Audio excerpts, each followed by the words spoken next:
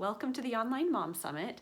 I'm Kimberly Christensen, and this is my second year being part of the summit, and I'm so grateful to be back. I am a mom of 3 kids, and I'm the owner of Loom Journals, a connective journaling company that I founded with 2 good friends.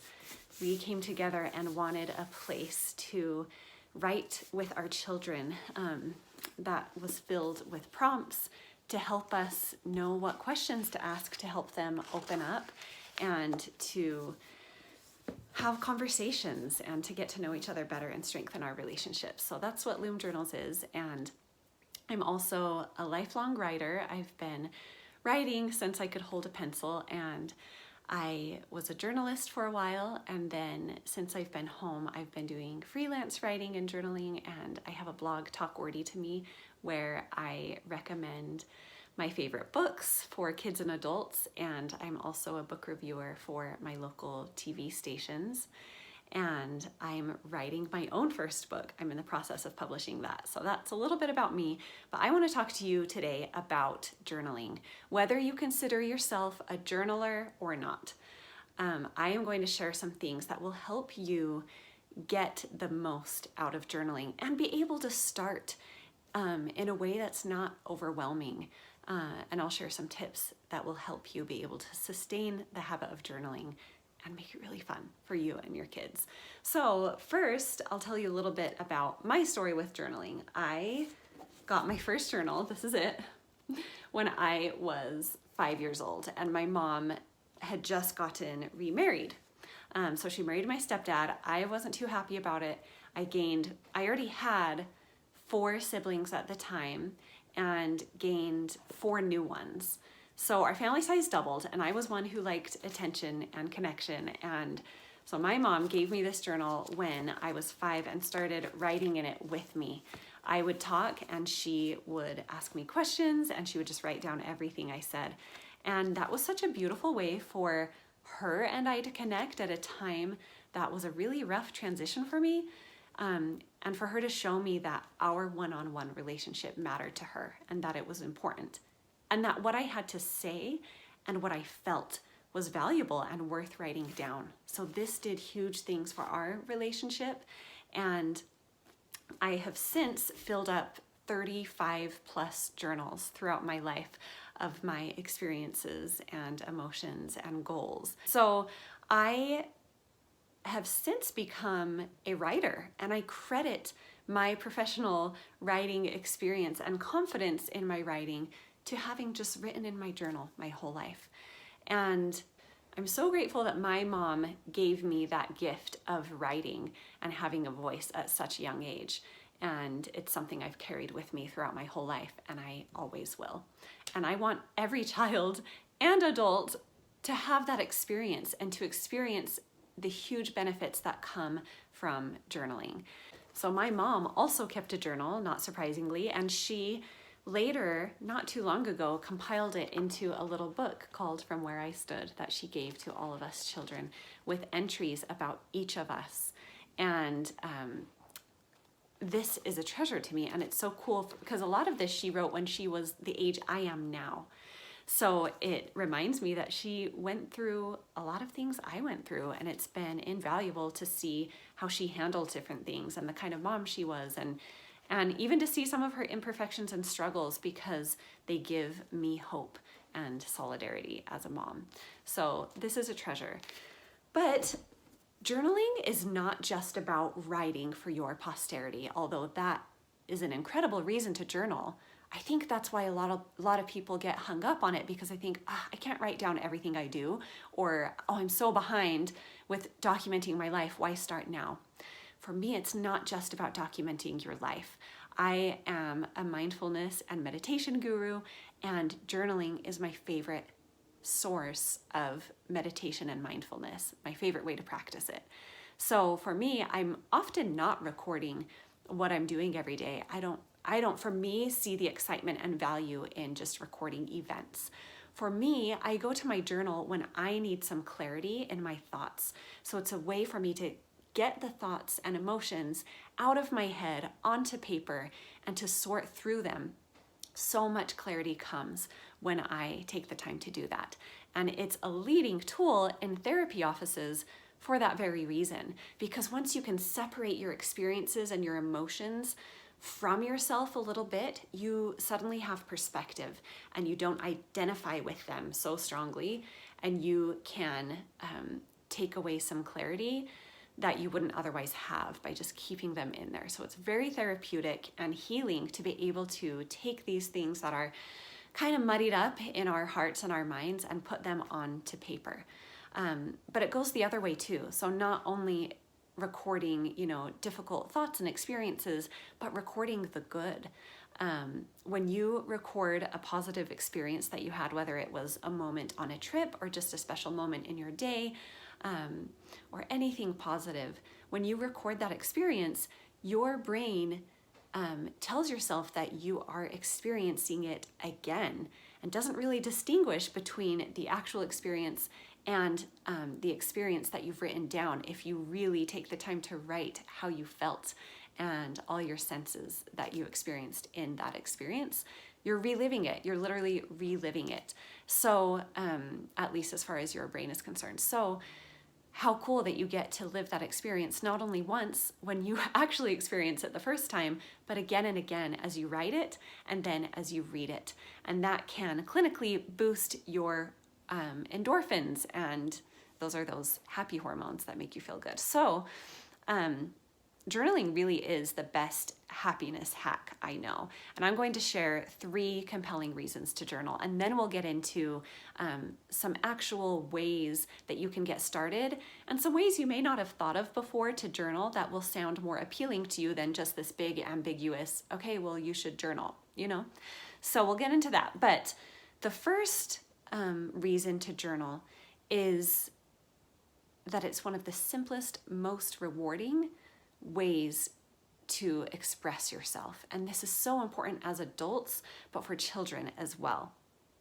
Journaling teaches us, like I said, to separate ourselves from those emotions we experience. So it helps us take a step away from letting them bog us down to actually working through them. It's therapy in a journal, right? And so it teaches us empathy. It teaches us and our children healthy ways to express emotion. And something that's kind of crazy is that if you keep a traumatic experience or a secret inside, you're far more likely to become physically and emotionally ill than if you vocalize that experience. And that can be in writing. So this is why this is such a powerful therapy tool. The second reason is that science backs it. And there are so many things that journaling can do for you scientifically, but I'll just list a few of those. So one is that it decreases anxiety, ADD, depression, and distraction. It reduces stress.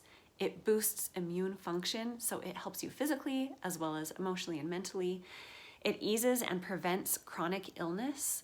And there are some really cool studies done that we won't get into, but I've done some research and it's been mind-blowing to see in these clinical, third-party evaluation studies how journaling, even just for a few minutes a day, has helped patients of things like rheumatoid arthritis, even cancer, and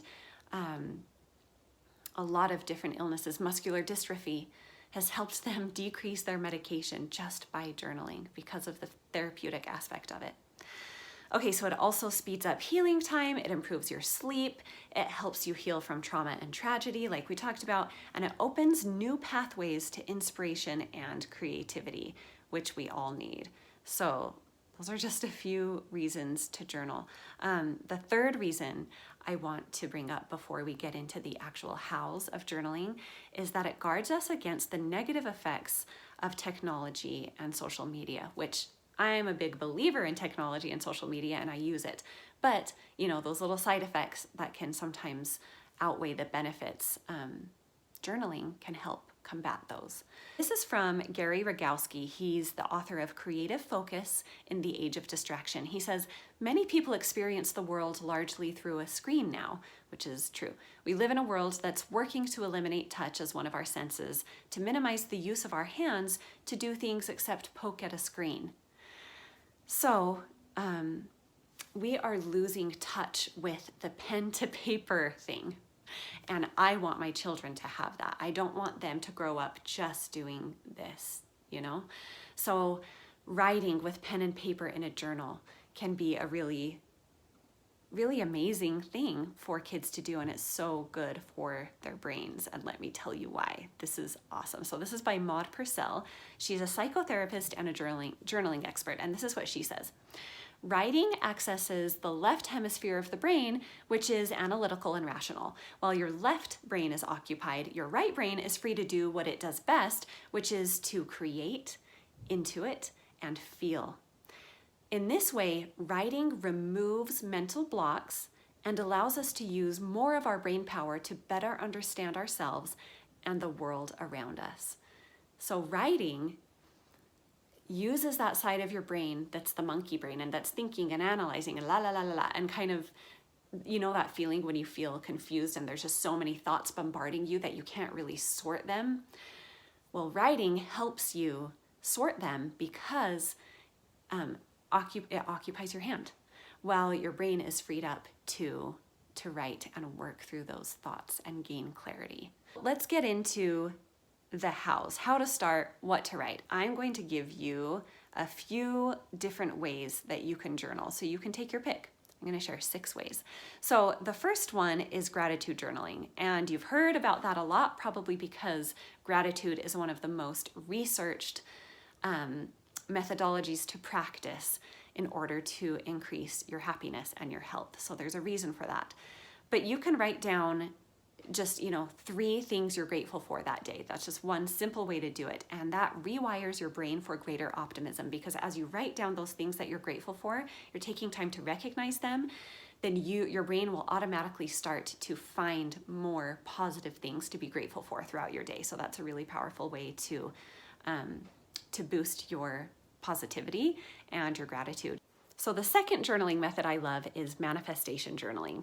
And you've heard of visualization and how powerful it can be to visualize something you want to happen in as much detail as you can. And a lot of famous, athletes and successful people use this method because it's proven to help and up your chances of getting the outcome you want.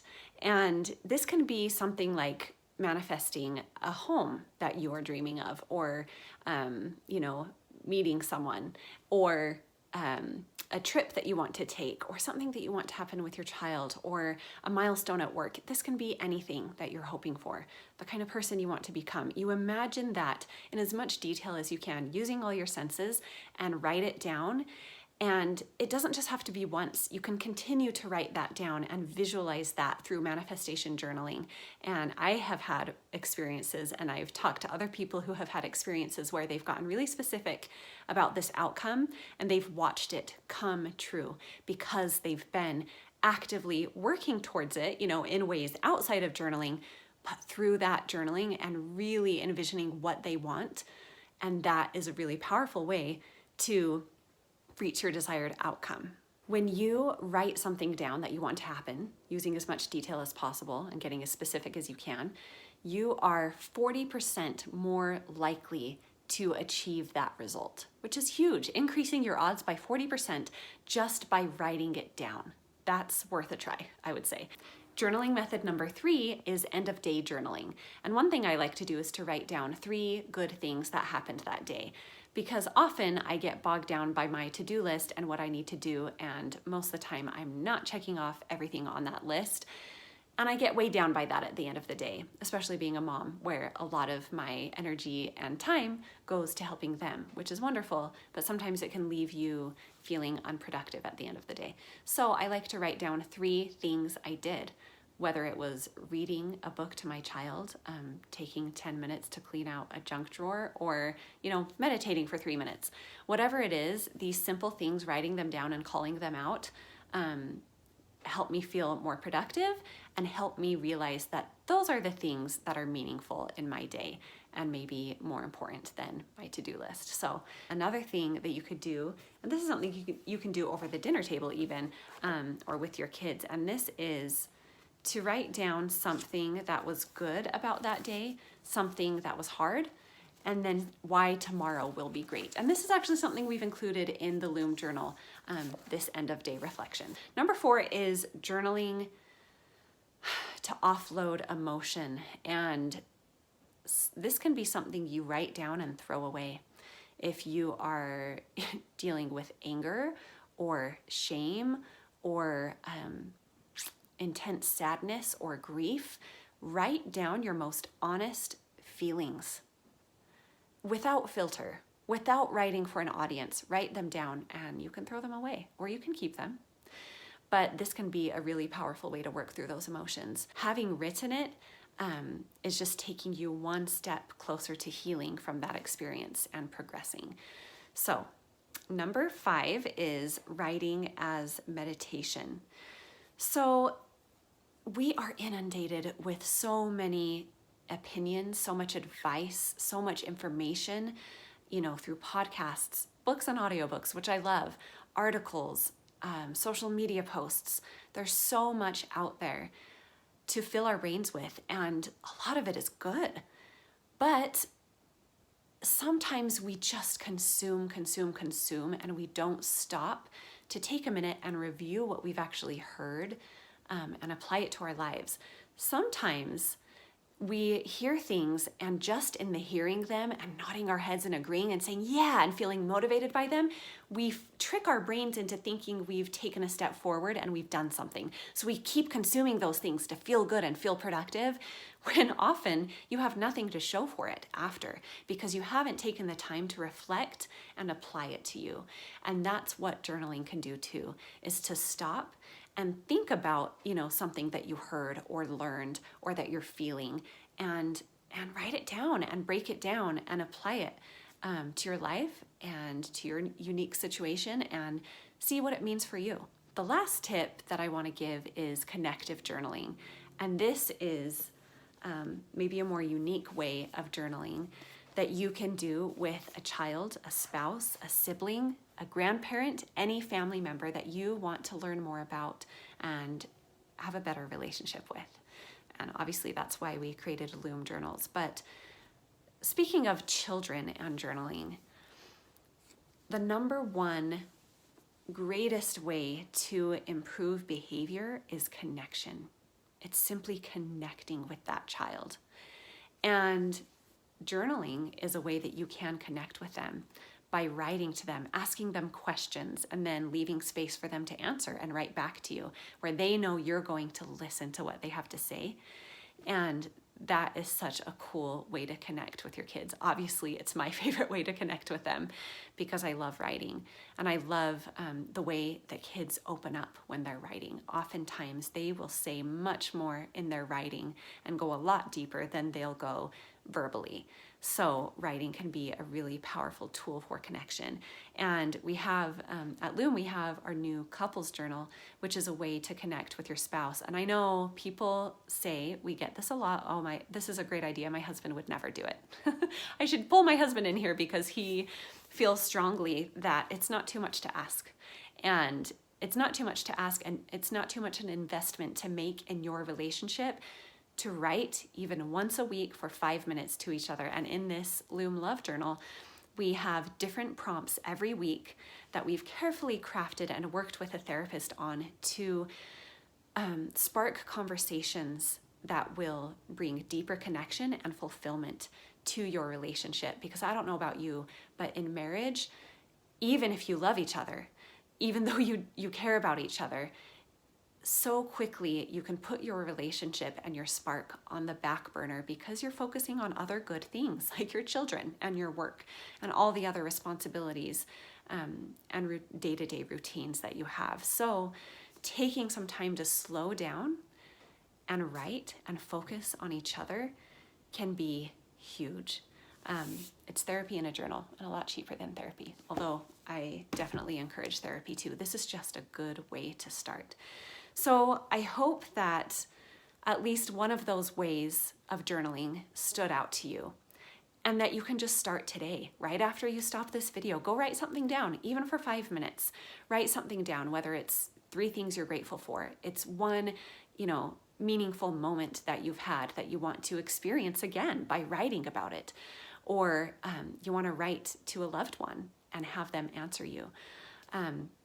If you have any questions at all, I love talking about this stuff and I would love to talk to you. So you can find me at Talk Wordy To Me on Instagram or at talkingwordy.com, and I would love to hear from you. Happy journaling!